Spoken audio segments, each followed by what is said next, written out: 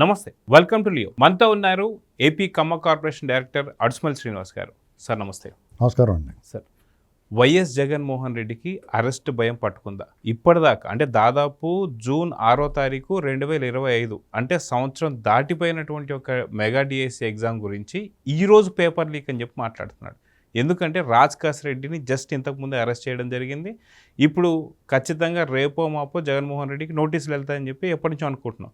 So ఏ క్షణాన సరే నోటీసులు అందుకునేటువంటి జగన్మోహన్ రెడ్డి అరెస్ట్కి భయపడి ఇప్పుడు సడన్గా పేపర్ లీక్ అనే పెద్ద పదం వాడుతున్నాడు.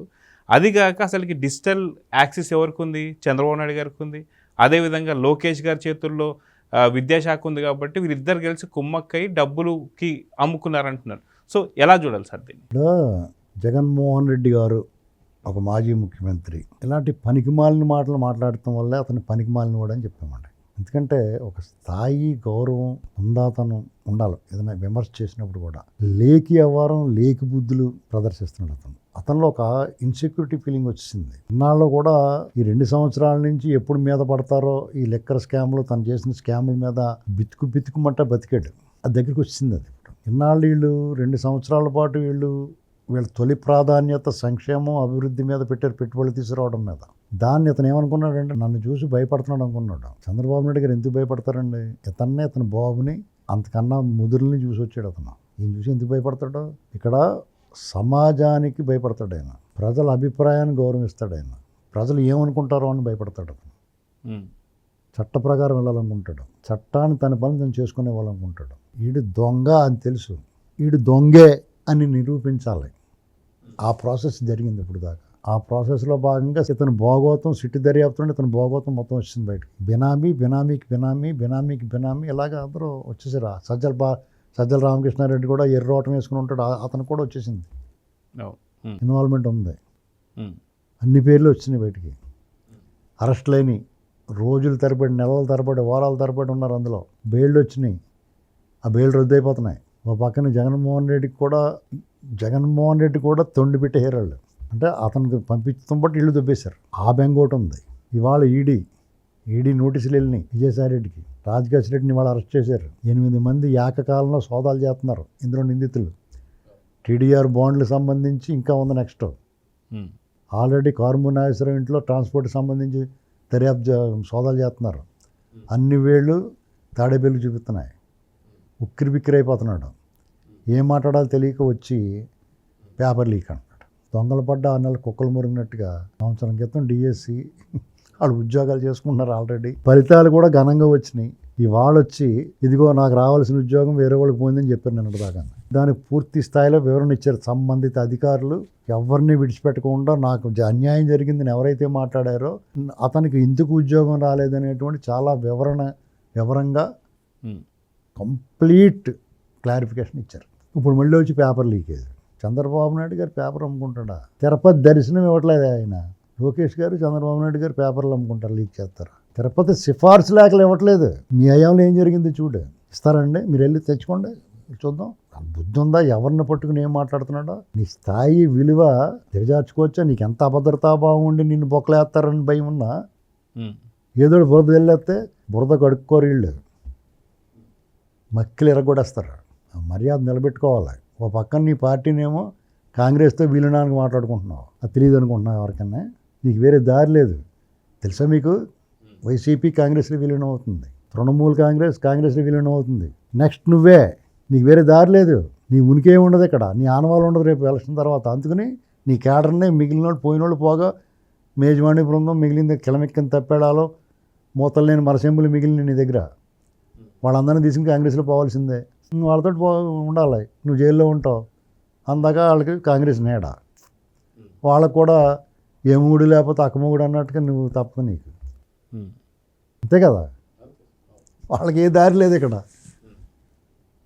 షర్మిల గారికి అందుకని రాజ్యసభ టికెట్ ఇవ్వాల, ఆపించాడు. ఇవన్నీ డీకే శివకుమార్ గారు జాతక డీల్ చేసుకుంటున్నాడు. బాగానే పాపం కాంగ్రెస్ పార్టీ వాళ్ళ పార్టీ తరఫున వాళ్ళు చేసుకుంటున్నాడు ఆయన. మనం దాన్ని అభ్యంతరం పెట్టాం. దాన్ని ఏడిపేదో నువ్వు వేడు, అంతేగాని పేపర్ లీకేజ్ ఎందుకు? నువ్వు మాట్లాడితే లెక్కర్ స్కామ్ నేను చేయలేదు అని చెప్పు. అంటే గతంలో కూడా ఈడీ అరెస్ట్ చేస్తేనే దాదాపు 16 నెలలు జైల్లో ఉన్నాడు. అదేవిధంగా ఇదే కేసులో ఉన్న సునీల్ రెడ్డి కావచ్చు, విజయసాయి రెడ్డి కావచ్చు, వీళ్ళందరూ కూడా ఇదే కేసులో ఉన్నారు. అంటే ఈడీ అరెస్ట్ చేస్తే ఎలా ఉంటుందనే రుచి చూసినటువంటి జగన్మోహన్ రెడ్డి మళ్ళీ ఈడీ అరెస్ట్ చేస్తే ఖచ్చితంగా ఇక బయటికి రాడని చెప్పేసి వాళ్ళ పార్టీకి సంబంధించినటువంటి ఒక ఉండవల్లి అరుణ్ కుమార్ గారు చెప్పారు. ఇక 25 ఏళ్ళు ఈసారి అరెస్ట్ అయితే బయటికి రాడని చెప్పి.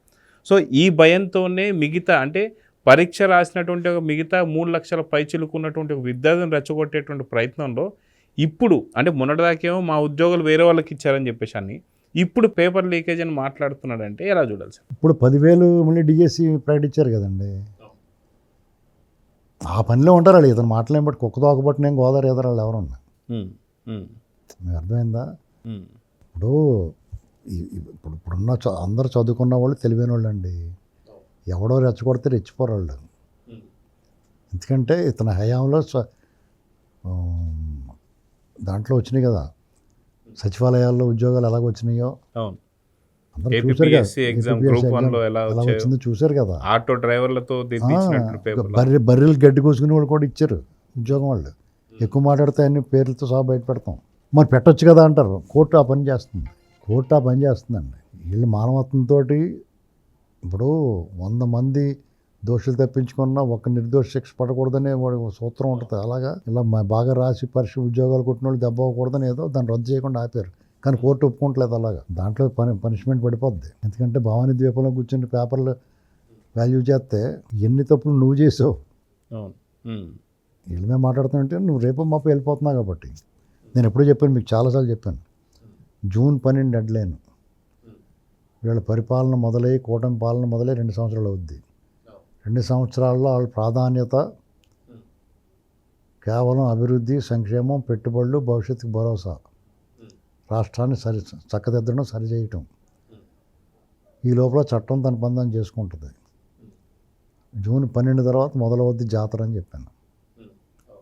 1 డే బిఫోర్ రాజశేఖర రెడ్డి మొదలైంది. ఇది అంతం కాదు, అది ఆరంభం.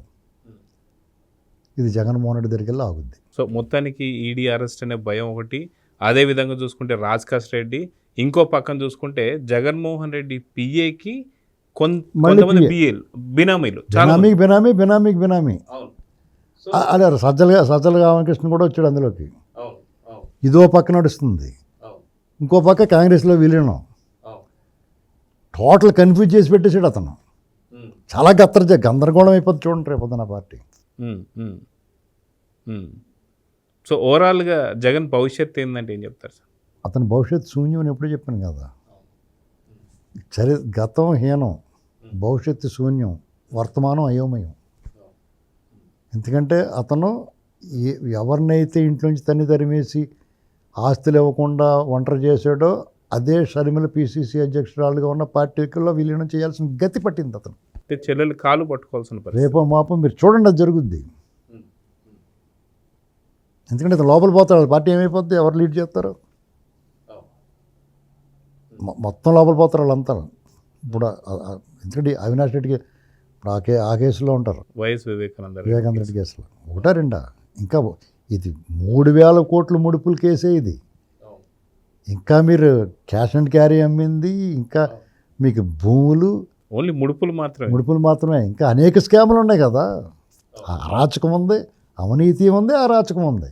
ఇంకా ఇంత అవినీతిలో ఇంకా చిన్నది ఇది. అరాచకంలోకి ఇంకా వెళ్ళలేదు. వీళ్ళు చేసిన అరాచకాల తాలూకు రిజల్ట్, దాని తాలూకు కేసులు అయ్యి ఇంకా పట్టాలెక్కలేదు. వాళ్ళకి ఇంకేం బయట తిరిగి ఉండదండి ఛాన్స్. వాళ్ళ బ్యాచ్ మొత్తం బొమ్మగా టీడీఆర్ బాండ్లో వచ్చిందా బయటికి తిరుపతిలోది. వాళ్ళు ఎవడు బయట ఉంటాడు ఇంక మీరు? పోయిన వాళ్ళు పోగా మిగిలిన వాళ్ళతో కాంగ్రెస్లో పోతారు ఇంకందరూ.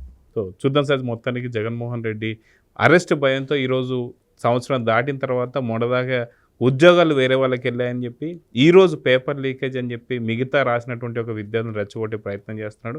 కానీ విద్యార్థులు అందరూ కూడా సమన్వయంగానే ఉన్నారు. సో చూద్దాం సార్ ఏం జరగబోతుందో. నమస్తే. నమస్కారం అండి. Please subscribe to Leo news for more videos.